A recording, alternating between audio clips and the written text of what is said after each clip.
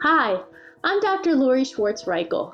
My career began in music education where I learned the importance of a key change, a shift, in the tonal center of a piece of music, often used to inject energy or produce significance. Eventually, I realized the impact of making key changes in all areas of my life. I also recognized a desire to help others do the same. Making key changes can be difficult. I certainly don't have all the answers, but I do like to pose questions for reflection and actionable key changes for us to attempt in both our working and living situations. Together, we can unlock our greatest potential in collaboration with those we love, serve, and lead. Let's discover how we can grow together by making key changes.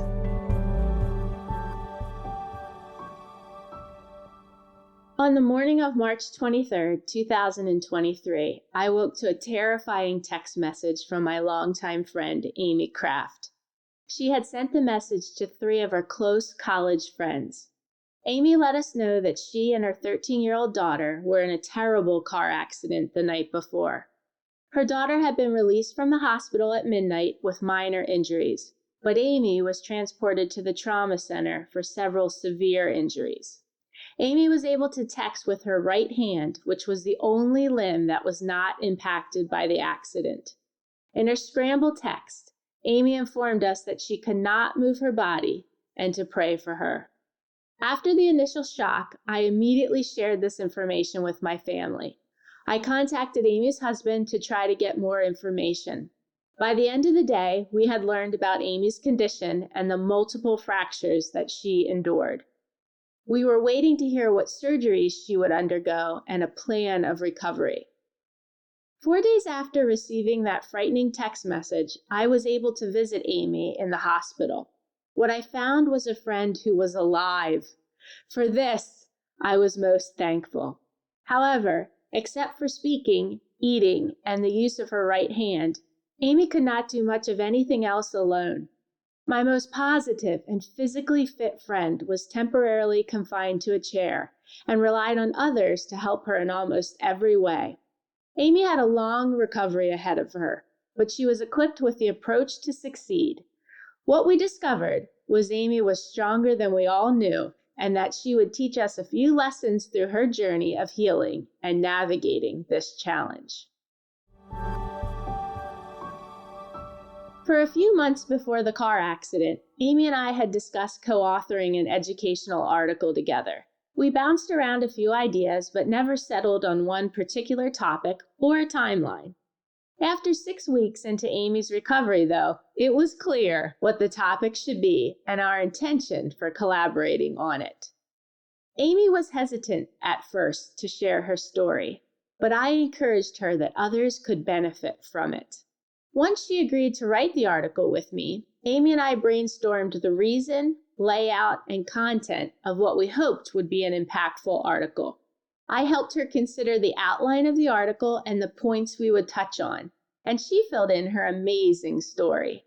To be creative, we considered an acrostic, where we would take the 3 letters of her first name and make a new word to reflect her thoughts. Words that started with the letters M and Y didn't jump out nearly as much as words that started with the letter A. So, we decided on 3 words that each started with A. We selected attitude, atmosphere, and adaptability. Amy offered strategies for each of these categories that she learned along the way based on her recovery. Sometime after we wrote it, Amy said that the writing process and the ability to share her story with others was therapeutic for her. Amy Kraft is the most loving human. She's an incredible mother and outstanding educator who proudly serves the State College Area School District in Pennsylvania as an elementary classroom teacher. We titled the article, Planning for the Inevitable, Navigating Challenges in and Out of the Classroom. The article was extremely well received. It was the #1 most read article in all of 2023 for a National Education Association. What challenges have you had to navigate? Have you reflected on what you learned from these harder paths? Let's consider these key changes for when we need to navigate a difficult challenge. The first one is shifting our attitude. We might feel miserable, ashamed, or alone. That's okay. How can we shift our attitude to a more positive one when we are struggling? The second one is considering our atmosphere. Who could we include in our presence that would cheer us up, offer support, or simply listen? And the final one is adapting our skills. What accommodations may need to be made to navigate this challenge? How could we conquer our fears and try something new? Now, think about a loved one, colleague, student, client, or employee. How could you help them with their attitude, atmosphere, and adaptability? After writing this article with Amy, I co-authored another article with a colleague who I greatly admire. At birth, Wayne McGee was diagnosed with cleidocranial dysplasia, also known as CCD, a rare genetic skeletal disorder that affects teeth and bones, such as the skull, face, spine, collarbones, and legs. 1 in 1 million people are born with this condition. In addition to these physical limitations at birth, Wayne also had life-threatening respiratory challenges and was often hospitalized. The majority of his doctors provided a negative diagnosis and said that Wayne would never develop physically or mentally. He was placed in the Ohio foster care system at 4 months old and assigned to the home of Ida McGee. Through the care, support, and positive outlook of Ida, Wayne developed the toughness to endure the pain. He defied the medical odds and social criticism.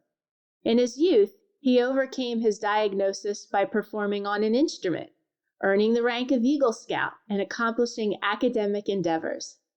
As an adult, Wayne now serves as the director of bands, honor guard, and drill team at the Massachusetts Maritime Academy, as well as an assistant director of student residential life, with a focus on student leadership development. Wayne also has the honor of teaching as an adjunct management faculty member at Bridgewater State University in Massachusetts, where he enthusiastically teaches courses about management and organizational behavior. Wayne's motto, as inspired by his foster family, is take heart, take charge, and get tough.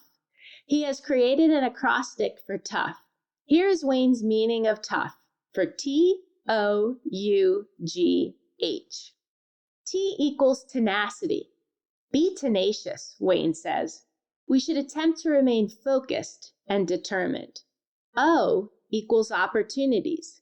Seeking opportunities for personal and professional growth will be the accelerant to take us to the next level. U equals unity. Embrace others. We need supporters and encouragers to be connected and unified. G equals groups. Engage with groups. Having groups of people to which to belong and be motivated is essential. And H equals help.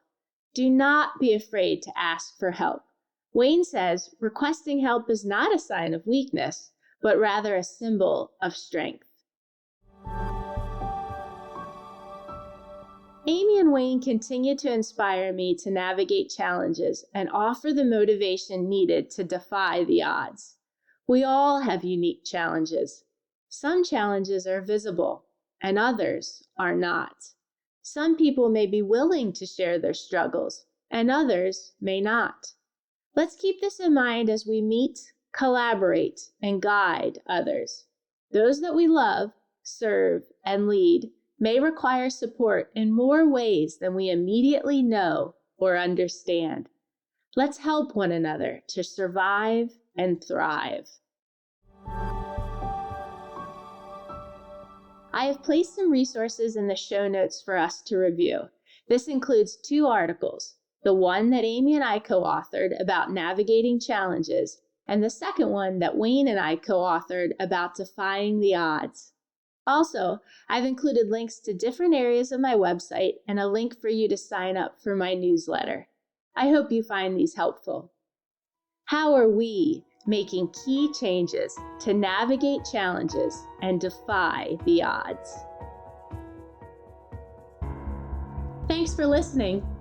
If you found this episode helpful, please consider sharing it with others and joining me again next week. In my coming episodes, I'll discuss topics that are most passionate to me, along with things I've been researching or areas of my life I have changed or want to change. You can learn more about me on my website, makingkeychanges.com. Feel free to message me through there or reach out on social media. You can find me on Instagram, Facebook, and LinkedIn. I'd love to hear from you and learn about what key changes you hope to make.